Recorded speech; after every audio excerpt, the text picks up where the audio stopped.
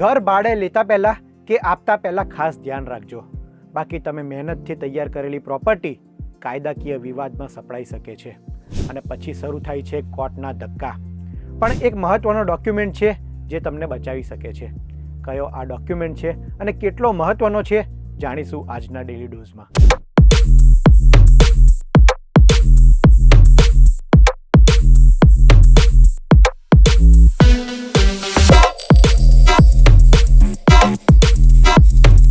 અમદાવાદમાં કંઈક એવું થયું કે લોકો હવે મદદ કરતા વિચારશે. મોટેરા વિસ્તારમાં એક વ્યક્તિ એ મુશ્કેલીમાં હતો, જેના કારણે તેના સંબંધીએ તેને 2 વર્ષ માટે ઘર એ ભાડે આપ્યું. પરંતુ તે વ્યક્તિ તો એટલો ખરાબ નીકળ્યો કે ત્યારબાદ તેણે ઘર ખાલી કરવાનો જ ઇનકાર કરી દીધો. એટલું જ નહીં, તેણે ઘરની માલિકી માટે કોર્ટમાં અરજી પણ કરી નાખી અને હવે સમગ્ર કેસ એ કોર્ટમાં જતો રહ્યો છે. જો તમારી સાથે પણ આવું ન થાય તેના માટે એક ડોક્યુમેન્ટ એ ખૂબ મહત્વનું છે અને આ ડોક્યુમેન્ટ છે રેન્ટ એગ્રીમેન્ટ. રેન્ટ એગ્રીમેન્ટ એટલે માલિક અને ભાડુઆત વચ્ચેનો કાયદેસરનો લેખિત કરાર. તેમાં બંને પક્ષના અધિકાર, જવાબદારીઓ અને શરતો સ્પષ્ટ લખવામાં આવે છે. જો ભવિષ્યમાં કોઈ વિવાદ થાય તો આ જ દસ્તાવેજ સૌથી મોટો પુરાવો બની શકે છે. હવે વાત કરીએ કે રેન્ટ એગ્રીમેન્ટ આટલો જરૂરી કેમ છે, તો સૌથી પહેલું છે કાનૂની સુરક્ષા. જો તમે ઘર કોઈને ભાડે આપ્યું છે અને ભાડુઆત એ ઘર ખાલી ન કરે, સમયસર ભાડું ન આપે, આ ઉપરાંત તમારી મિલકતને નુકસાન પહોંચાડે છે, તો કોર્ટમાં રેન્ટ એગ્રીમેન્ટ મહત્વનો પુરાવો સાબિત થાય છે. બીજું છે ભાડાની રકમ અને સિક્યુરિટી અંગે સ્પષ્ટતા રહે છે.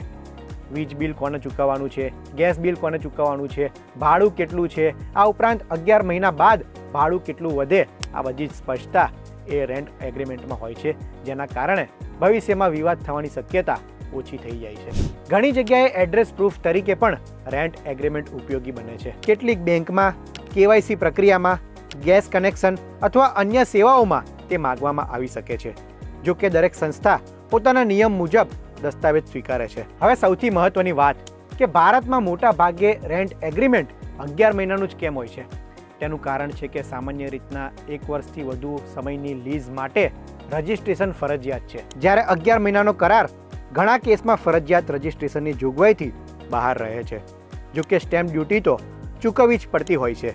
અલગ અલગ રાજ્યમાં આ નિયમ અલગ હોઈ શકે છે. હવે એ પણ જાણવું જરૂરી છે કે આ રેન્ટ એગ્રીમેન્ટમાં કઈ કઈ બાબતો હોવી જરૂરી છે.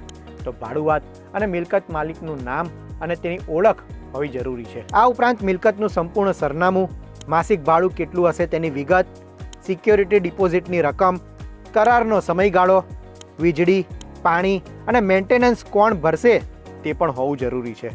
ઘર ખાલી કરવા માટે નોટિસ પીરિયડ કેટલો હોવો જોઈએ તે પણ મહત્વનું છે. આ ઉપરાંત 11 મહિના બાદ ભાડું વધારવાની શરત એટલે કે ભાડું કેટલું વધારવામાં આવશે તેની વિગત જરૂરી છે. અંતે બંને પક્ષોની અને સાક્ષીઓની સહી પણ જરૂરી છે. આ બધી વસ્તુ એટલા માટે જરૂરી છે કે ભવિષ્યમાં કોઈ વિવાદ ઊભો ન થાય તેની માટે યોગ્ય સ્ટેમ્પ ડ્યુટી સાથે એ રેન્ટ એગ્રીમેન્ટ કરવો ખૂબ જ આવશ્યક છે.